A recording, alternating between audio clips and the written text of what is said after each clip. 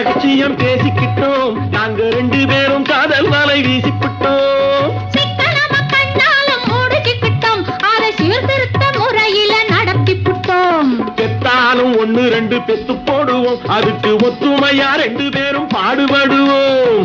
ஊதாரி பிள்ளைகளை பெற்க மாட்டோம், அது ஊர் வம்ப வாங்கும்படி வைக்க மாட்டோம். நாங்க புதுசா கட்டிக்கிட்ட ஜோடிதானுங்க, நல்ல பாட்டு பாடிக்கும் வாரம் பாடிதானுங்க.